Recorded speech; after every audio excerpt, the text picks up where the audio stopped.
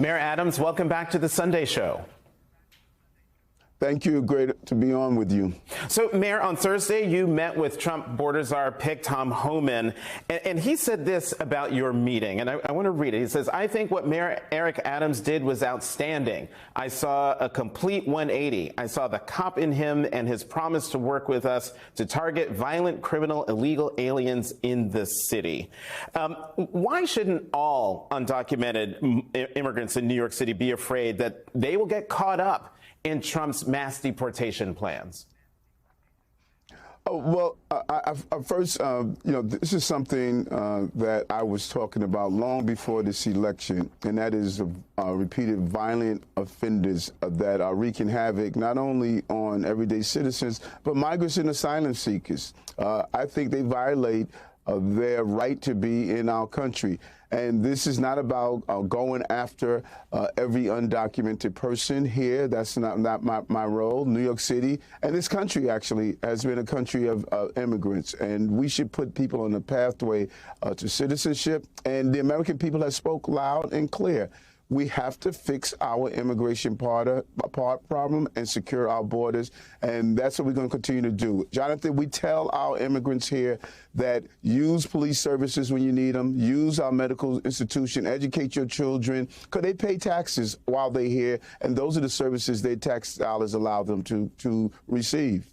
So let me just clarify something here, because you've said that the city's sanctuary law should be changed, and I'm asking this because right now the law says that ICE can file for permission to detain someone, quote, when they believe an individual in DOC, Department of Correction custody, is subject to removal from this country.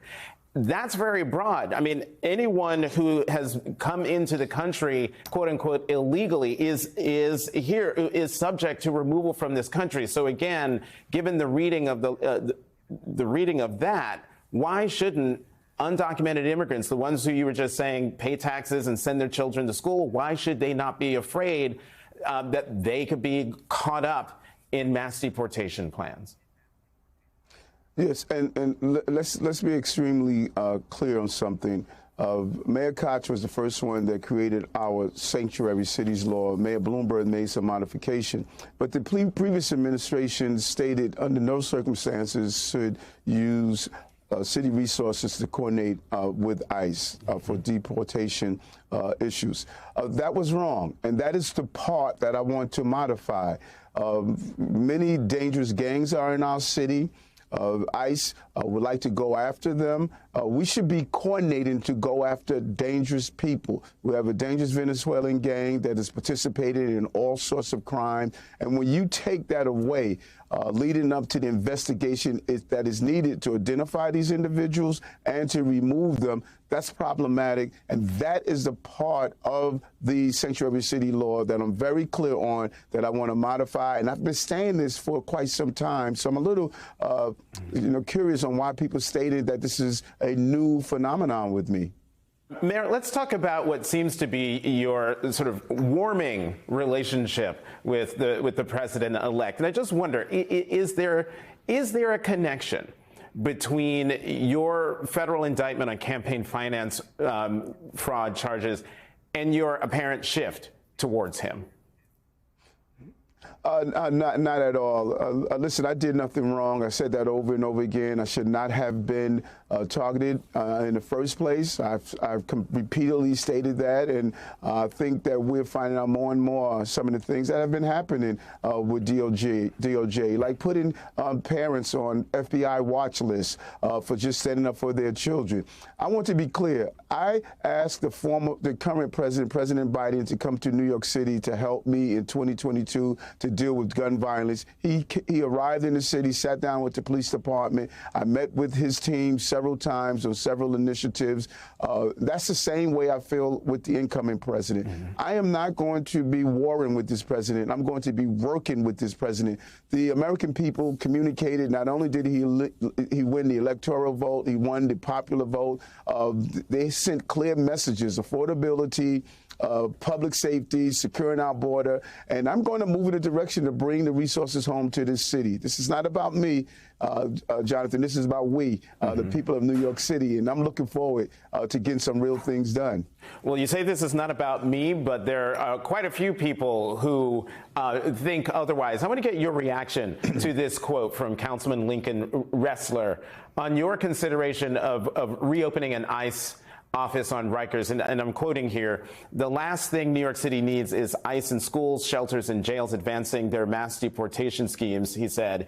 "It's clear Mayor Adams is more interested in securing a pardon from the incoming Trump administration than protecting immigrant New Yorkers and upholding our sanctuary city laws." That's a very strong allegation against you, Mayor Adams. Your reaction to that, and are you seeking a pardon from President-elect Trump, or trying to?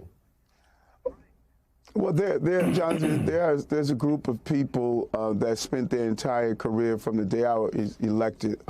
They have been attacking the administrations and really standing in the way of what we wanted to do around addressing those who are dealing with severe mental health issues, our housing initiative, and he's one of them. He represents 76,000 people in his district, and he has an opinion, but his opinion has often got in the way of moving the city forward, and you just really have to ignore those who are just hurling out negative comments all the time. This is a complicated city of over 8.3 million people, and that is my responsibility. I am not communicating with the president about a pardon. I'm communicating with bringing resources to the city and doing what I have done for the last 3 years, and that is moving this city forward. We have been extremely successful helping working class people in this city, everything from our personal income tax removal for those who make $150,000 or less on a federal poverty line.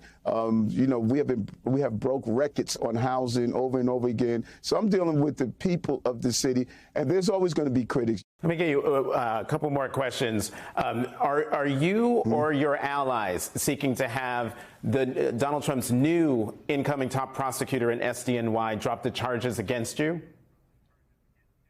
That is not my responsibility. I have an attorney that is going to look at every avenue to go after this unjust attack on me.